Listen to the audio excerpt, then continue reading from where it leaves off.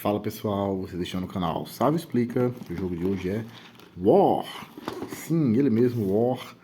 O jogo de 1972 da Grow. O jogo que literalmente fundou a Grow, como eu gosto de dizer, que até hoje é o carro-chefe da Grow em matéria de jogos de tabuleiro. Eu me arrisco a dizer que é o jogo mais importante do Brasil em termos do mercado, digamos assim, de jogos de tabuleiro. Em termos de impacto que ele teve no hobby, né, como um todo. Eu já fiz aqui no canal vídeos sobre o War 2, que é a versão aprimorada, na minha humilde opinião, a versão melhorada. Embora até hoje o War 1, digamos assim, o War original, continue sendo a versão que faz mais sucesso. Talvez pelas regras mais simples, talvez pela nostalgia, né? As pessoas, pelo War 1, como eu gosto de chamar, ser mais antigo, geralmente as pessoas aprendem e vão passando de geração em geração.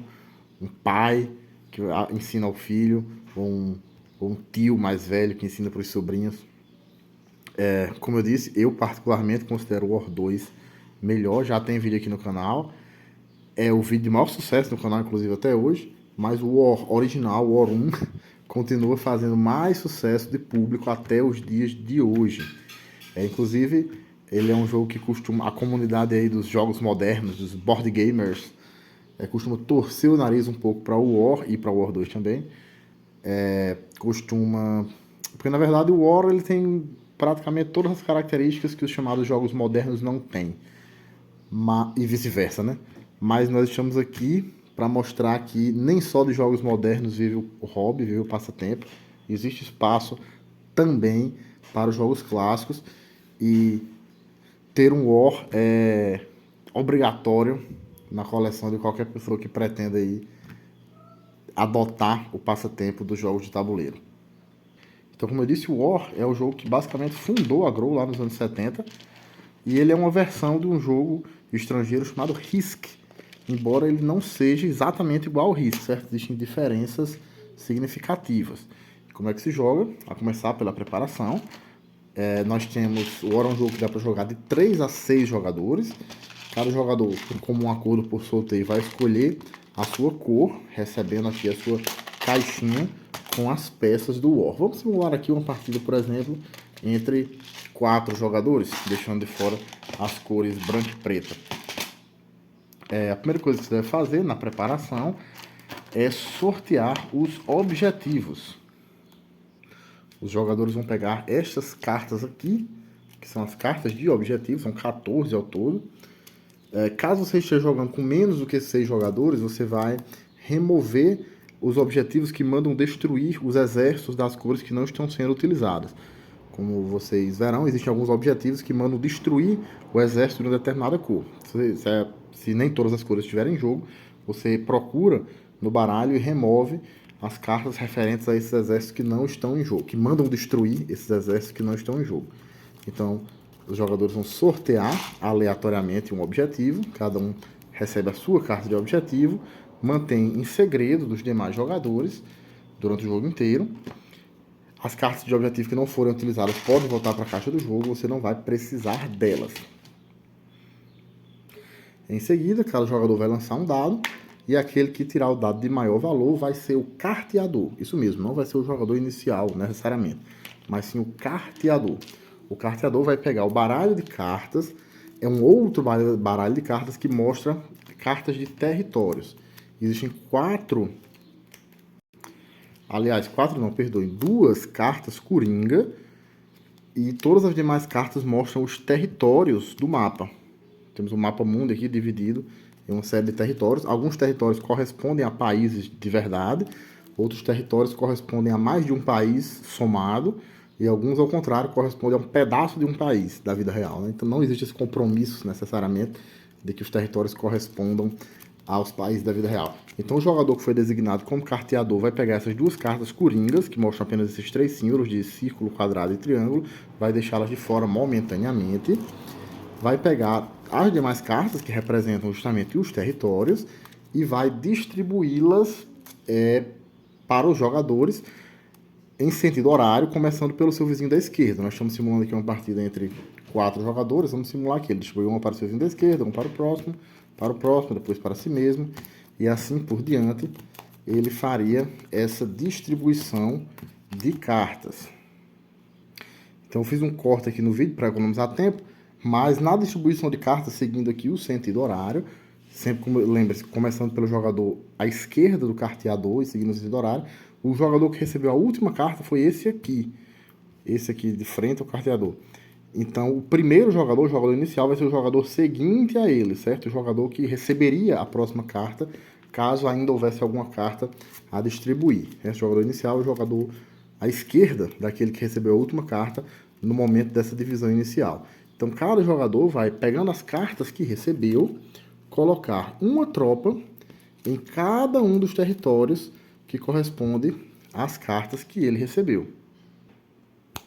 E está pronto, né? Graças à magia da edição, nós adiantamos aqui e fizemos essa distribuição dos exércitos, cada jogador colocando uma tropa em cada uma dos países que ele recebeu, dos territórios que ele recebeu no sorteio das cartas. Certo? As tropas são as famosas pecinhas de war, redondinhas aqui, pequenininhas. Nós temos tropas pequenas que correspondem a um exército, né? Peças pequenas que correspondem a um exército, e peças grandes que correspondem a 10 exércitos. A diferença da peça grande para a peça pequena é apenas por motivo de praticidade. Por exemplo, um território muito pequenininho como o Japão, você não conseguiria colocar, ou a Inglaterra, ou a Islândia, sei lá.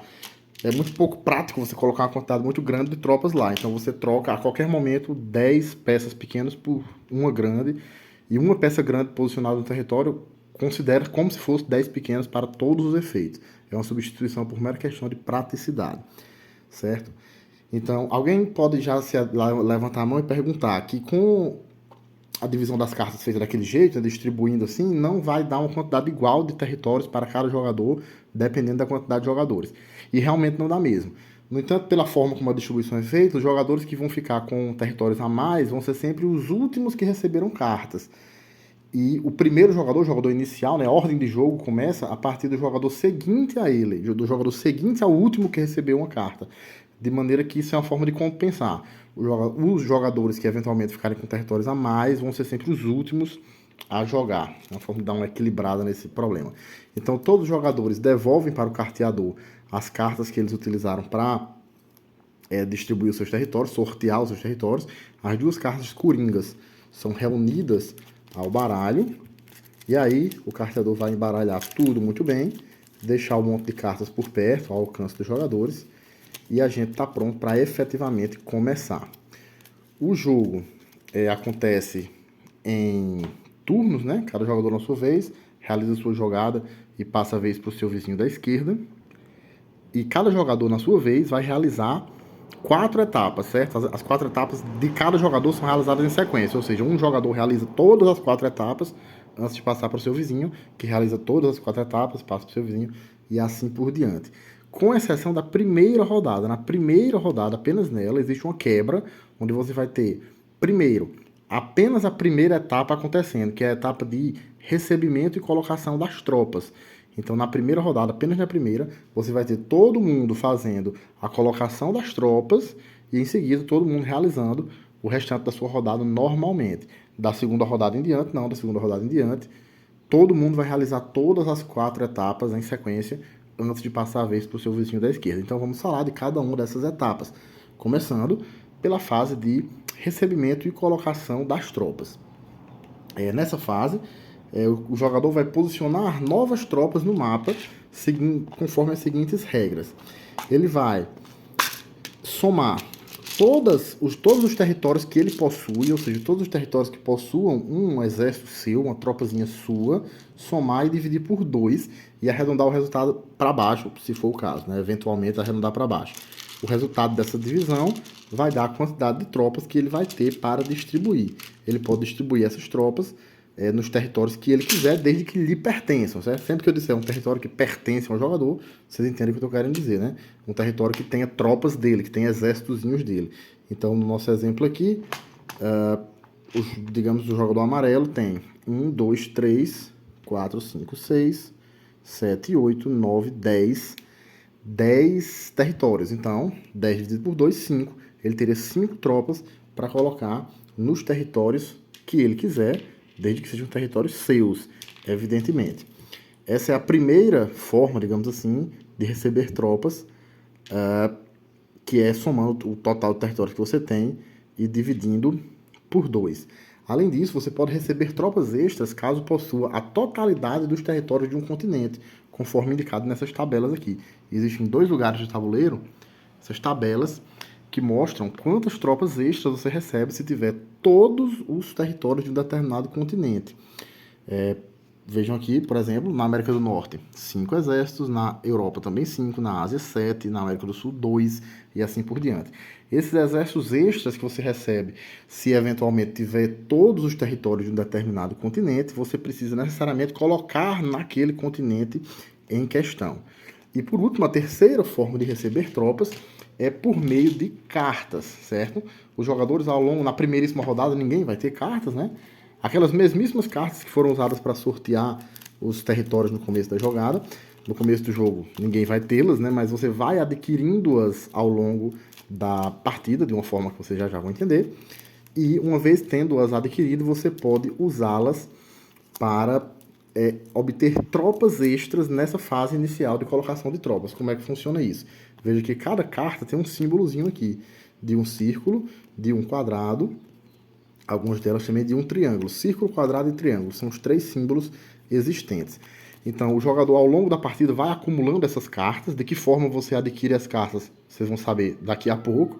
Mas, nessa fase inicial de colocação de tropas, ele pode baixar 3 cartas que tenham símbolos iguais ou 3 cartas que tenham símbolos diferentes para obter tropas extras. Ou seja, por exemplo, aqui, 3 cartas que têm um símbolo de círculo. Eu descartaria essas cartas e receberia tropas extras. Podem ser 3 círculos, ou 3 quadrados, ou 3 triângulos, ou ainda um conjunto de 3 cartas com símbolos diferentes. Ou seja, um círculo, um quadrado e um triângulo. Então, 3 diferentes dessa forma, ou 3 iguais dessa forma, o jogador descarta e recebe tropas extras. Se o jogador tiver uma combinação de cartas que lhe permita fazer uma troca, ele a princípio não é obrigado a fazer. Não é só porque ele tem na mão 3 cartas de símbolos iguais ou de símbolos diferentes que ele é necessariamente obrigado a fazer. A exceção é quando o número de cartas da sua mão chega a 5. A quantidade máxima de cartas que o jogador pode ter na mão é 5.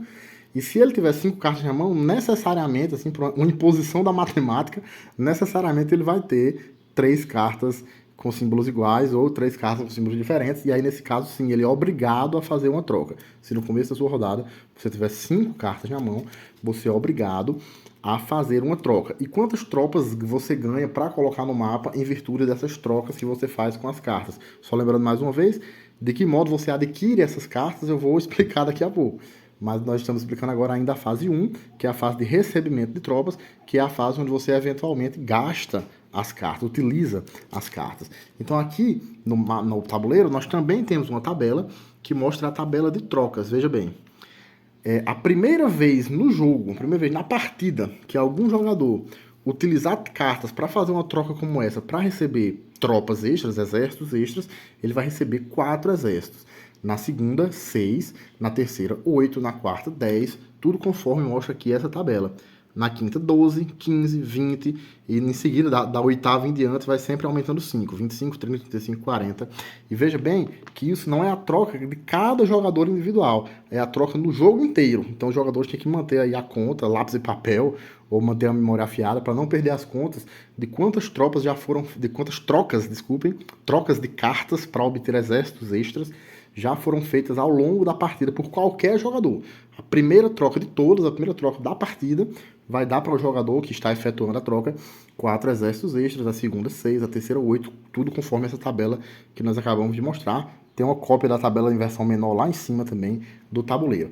Então o jogador descarta essas cartas e recebe essas tropas extras para colocar nos territórios que ele quiser, desde que sejam territórios que lhe pertençam, evidentemente, territórios que tenham uma tropa sua. E tem mais um detalhe extra, que é o seguinte: se ao realizar essa troca, você tiver uma carta que represente um território que você possui, você então ganha 2 tropas extras para colocar naquele território em questão. Então, digamos, por exemplo, aqui, se essa troca estivesse sendo feita pelo jogador vermelho, digamos que é a primeira troca do jogo, a primeira utilização de cartas do jogo, e que ela esteja sendo feita pelo jogador vermelho. Por ser a primeira troca do jogo, ele receberia 4 exércitos extras para colocar em qualquer território que ele quisesse, que lhe pertencesse, evidentemente. Mas como a China pertence a ele, nosso exemplo aqui, jogador vermelho, e como Mackenzie também pertence a ele, então ele colocaria 2 tropas extras na China especificamente e 2 tropas extras em Mackenzie especificamente. Então essas 2 tropas a mais em cada país que corresponda, que você esteja utilizando naquele momento de fazer a troca, desde que aquele país seja seu. Se o país não for seu, você pode fazer a troca também, sem problema nenhum. Mas aí não vai receber essas 2 tropas extras, certo? Então o jogador faz essa distribuição de tropas, de exércitos, recapitulando rapidamente, soma todos os territórios que ele possui, divide por 2 e arredonda para baixo. É a primeira forma de receber. Caso ele tenha a totalidade dos territórios de algum continente, é a segunda forma de receber, recebe tropas extras conforme essa tabela aqui, e essas tropas extras precisam necessariamente ser colocadas naquele continente em questão, e a terceira e última é usando as cartas, como eu acabei de explicar. O jogador faz essa distribuição das tropas, lembrando só mais uma vez que na primeiríssima rodada todo mundo vai fazer essa fase de distribuição das tropas, para em seguida todo mundo começar efetivamente a jogar as demais fases do jogo. Então, concluída a distribuição das tropas, da segunda rodada em diante, não, da segunda rodada em diante, cada jogador faz todas as 4 etapas em sequência antes de passar para o vizinho da esquerda. Então, passemos agora à segunda etapa, que é o núcleo do jogo, o coração do jogo, que são as batalhas. Eu acrescentei aqui algumas tropas aleatoriamente, só para melhorar o exemplo, para explicar a fase das batalhas. Na fase das batalhas, o jogador da vez vai ser o atacante e ele vai realizar quantos ataques ele quiser, conforme as seguintes regras. Para realizar um ataque, você precisa escolher um território que vai ser o atacante, né? Um território que, a partir de onde vai partir o ataque, território que seja seu, evidentemente. Nosso exemplo aqui, digamos que o jogador da vez seja o azul e ele escolhe fazer um ataque a partir do Brasil, por exemplo. Então você define qual é o território atacante, define qual é o território atacado. O território atacado precisa fazer fronteira com o atacante, com detalhe que todos os territórios que são ligados por essas linhazinhas brancas consideram-se vizinhos para todos os efeitos, certo? 2 territórios ligados por essas linhas consideram-se que fazem fronteira. Então, por exemplo, no nosso exemplo aqui, o Brasil faz fronteira com Colômbia, Peru, Argentina e Argélia. Então o jogador define qual o território atacante e qual o território atacado, sendo que o ataque é sempre 1 para 1. Você nunca pode juntar 2 territórios para atacar um único alvo, nem usar um único território atacante para atacar 2 alvos ao mesmo tempo, embora isso não fizesse muito sentido. É sempre um território atacante e um território atacado. Então você define quem está atacando e quem é o alvo, e os jogadores então vão jogar dados para definir o resultado da batalha. De que forma? O jogador atacante, né, o jogador da vez, que é quem está fazendo o ataque, vai jogar uma quantidade de dados igual ao número de exércitos, ao número de tropas presentes no território em questão, no território atacante, menos 1 até o limite máximo de 3. Menos 1 até o limite máximo de 3. Em outras palavras, se ele tiver 4 ou mais tropas, ele usa 3 dados. Se ele tiver exatamente 3, ele usa 2 dados. Se ele tiver exatamente 2, ele usa 1 dado. E se ele tiver apenas 1, ele não pode atacar. Você simplesmente não pode atacar quando você tem apenas uma tropa. É o que a regra chama de exército de ocupação. Isso é uma maneira que a regra bolou para evitar que um jogador perdesse, ficasse sem nenhum exército na condição de atacante. Na prática é isso. Você só fica sem nenhum exército se você for o alvo do ataque, nunca se você for o atacante. Então a forma que a regra bolou para implementar essa ideia é essa. É que você sempre tem que ter um exército que não participa do ataque, que a regra chama de exército de ocupação. Ele não participa do ataque, mas ele participa da defesa. Ou seja, na hora de fazer a defesa, você não tem essa subtração de menos 1. O ataque vai jogar uma quantidade de dados igual ao número de tropas menos 1 até o limite máximo de 3, e a defesa joga uma quantidade de dados igual ao número de tropas até o mesmo limite máximo de 3. Ele não faz a subtração de menos 1. Então, no nosso exemplo aqui, por exemplo, Brasil atacando a Argentina. O Brasil tem 4 tropas, 4 menos 1, 3. Então, o limite máximo de 3, ele atacaria com 3 dados. Enquanto a Argentina tem 3 tropas aqui para se defender. Para se defender, você não precisa fazer a subtração de menos 1, porque o exército de ocupação, como a regra chama, também defende. Ele não ataca, mas defende. Então, seriam aqui 3 dados contra 3. Dependendo da combinação aqui, pode ser 3 dados contra 2, 2 contra 1, enfim, tudo vai depender da quantidade de tropas existentes no território atacante e no território atacado. Os jogadores, então, lançam os dados e eles vão fazer uma comparação o dado de maior resultado do ataque versus o dado de maior resultado da defesa, o segundo maior resultado do ataque versus o segundo maior resultado da defesa, e o terceiro maior resultado do ataque versus o terceiro maior resultado da defesa. Se tiver um empate, né, como o caso aqui, é 5 e 5. O dado de maior valor é 5, o dado de segundo maior valor também é 5, então tanto faz um como o outro, né? E se um dos dois lados tiver mais dados do que o outro, você desconsidera os dados que sobrarem de quem tem mais, né? Então você vai fazer essas comparações. Em cada uma dessas comparações, em cada um desses duelos de dados, você vai ver quem tirou o número maior. O lado que tiver tirado o número menor perde uma de suas tropas. E em caso de empate, a vantagem é da defesa, que foi exatamente o que aconteceu aqui. Veja, o maior dado do ataque contra o maior da defesa, 5 a 5. Deu empate, vantagem da defesa. Então, o ataque perde uma tropa. Segundo confronto, 5 a 5, também deu empate, também a vantagem da defesa. Então, o ataque perde outra tropa. Terceiro ataque aqui deu 4 a 1 para a defesa. Então, também é vitória da defesa. O ataque perdeu outra tropa. Veja que foi um ataque bastante desastroso. Assim, pode parecer complicado a primeira vez, essa história de comparar o maior com o maior, o segundo maior com o segundo maior, o terceiro maior com o terceiro maior, mas é uma coisa que depois de 2 ou 3 vezes que você fizer, você começa a fazer essa conta assim, de cabeça automática, sem nem parar para pensar no assunto. Como eu disse, se um dos dois lados tiver mais dados do que o outro, digamos, por exemplo, numa rodada posterior aqui, a Argentina vai atacar o Brasil. A Argentina atacaria nesse mesmo cenário aqui, a Argentina atacaria com 2 tropas, porque para atacar, vocês lembram, sempre tem uma tropa que não ataca, que é a de ocupação, faz aquela subtração, né, -1, enquanto a defesa defende com todos. Nesse exemplo aqui, a Argentina atacando o Brasil, a Argentina utilizaria 2 dados e o Brasil se defenderia apenas com 1. Então, nesses casos, quando um dos lados, seja o ataque, seja a defesa, tiver mais dados que o adversário, você simplesmente desconsidera os dados, você vai considerar os dados de maior valor de quem tem mais e desconsiderar os dados de menor valor. Então, por exemplo, aqui, o ataque teria 6 e 5, a defesa teria apenas os 6. Então, se ele desconsideraria os 5, o confronto seria feito aqui apenas entre 6 e 6. Nesse nosso exemplo aqui, vantagem para a defesa em caso de empate, o ataque perderia uma tropa. Então, essa é a lógica do ataque. É apenas isso. Joga os dados, quantidade de dados do ataque é o total de tropas menos 1 até o limite máximo de 3. Quantidade de dados da defesa é o total de tropas até o mesmo limite máximo de 3. Joga os dados, compara o maior de um com o maior de outro, o segundo maior de um, se houver, com o segundo maior do outro, se houver, e o terceiro maior de um com o terceiro maior do outro, também, se houver, e faz as comparações para cada um desses duelos entre os dados. Quem tiver o número menor perde e remove uma tropa. O que acontece se um jogador ficar sem nenhuma tropa, em virtude de um ataque como esse, um jogador ficar sem nenhuma tropa? Então acontece a conquista do território. Aquele território que acabou de ficar vazio, acabou de ficar sem nenhuma tropa, vai ser então conquistado pelo seu adversário, pelo atacante. Como eu expliquei alguns minutos atrás, é impossível que um território atacante fique sem nenhuma tropa, devido àquela regra de que sempre tem um exército de ocupação. Então, sempre, só quem pode ficar com nenhuma tropa em virtude de um ataque é sempre o território atacado, o território alvo. Então, quando isso acontece, o jogador da vez, o jogador atacante, vai mover do território atacante para o território que acabou de ficar vazio, e precisa ser de um para o outro, não pode ser de um terceiro território que não tem nada a ver com a história, tem que ser do território atacante para o território alvo, uma quantidade de tropas, também até no máximo 3, no mínimo 1 e no máximo 3, respeitando, no entanto, aquilo que eu chamo de a regra de ouro, que é que um território nunca pode ficar vazio. Sempre tem que ter o bendito do exército de ocupação. Então, nesse nosso exemplo aqui, o Brasil ficou vazio, a Argentina tem 2 tropas, então ele deve transportar uma.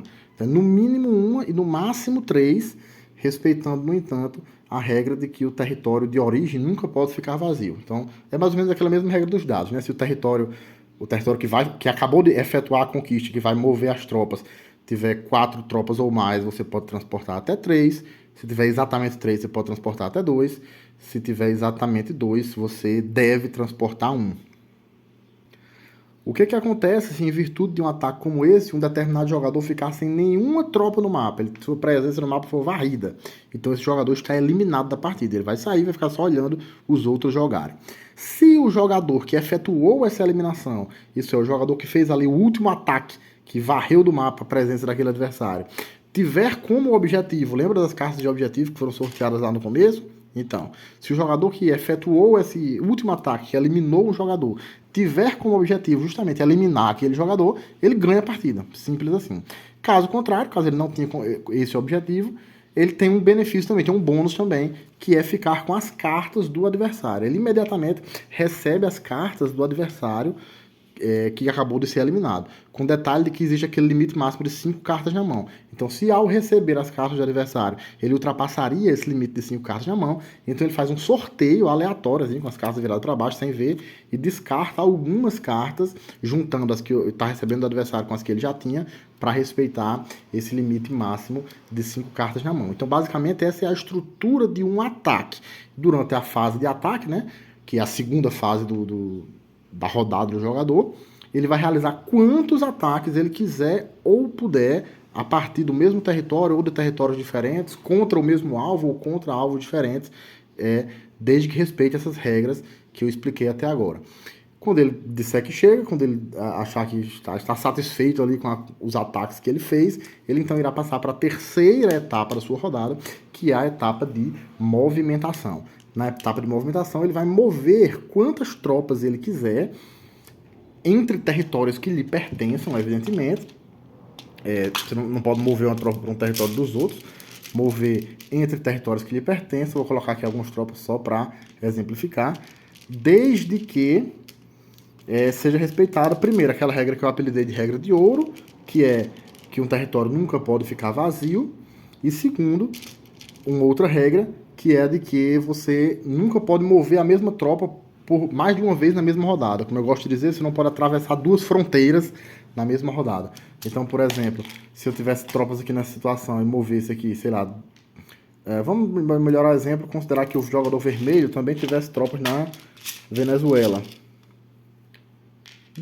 Três tropas aqui na Venezuela. Eu não poderia mover essas tropas aqui da Venezuela para o Brasil e em seguida mover as mesmas tropas do Brasil para a Argentina. Isso não seria permitido, certo? Então, nessa fase de movimentação, você move quantas tropas você quiser, de onde você quiser, para onde você quiser, desde que siga as seguintes regras. Primeiro, tanto o território de origem quanto o território de destino em cada uma dessas movimentações devem ser seus, evidentemente. Segundo, os territórios precisam fazer fronteira. Lembrando novamente que territórios unidos por essas linhas consideram-se fronteiriços. E terceiro, você não pode mover as mesmas tropas duas vezes na mesma jogada. A mesma tropa não pode cruzar duas fronteiras na mesma jogada, digamos assim. Então, eu poderia, por exemplo, o que seria sim permitido, mover, por exemplo, duas tropas aqui do Brasil para a Argentina e em seguida duas da Venezuela para o Brasil. Ok, sem problema nenhum. Porque veja que nenhuma tropa se moveu duas vezes. Umas vieram do Brasil para a Argentina e outras vieram da Venezuela para o Brasil.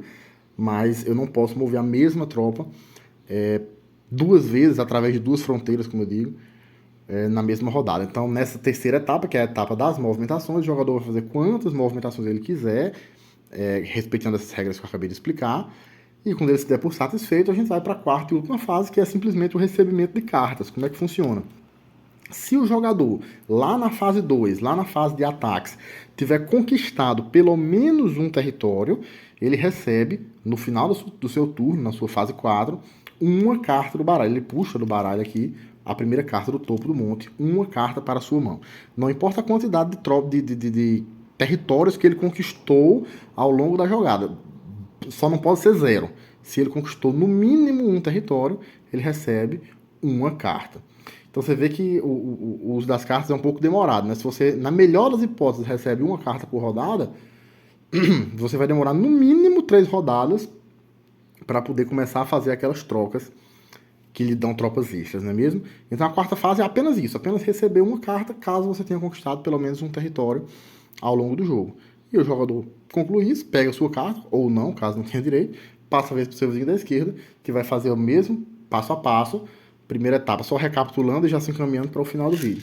Primeira etapa, receber as tropas, conforme aquele cálculo, né, do total de territórios que você tem, das totalidades e das cartas, evidentemente, que você realiza trocas. Segunda etapa, fazer todos os ataques que quiser e puder, conforme as regras de ataque aqui, usando os dados que eu já expliquei. Terceira etapa, movimentar as tropas. Quarta e última, receber uma carta, passa a vez para o seu vizinho da esquerda, e o jogo vai seguindo assim. Até quando?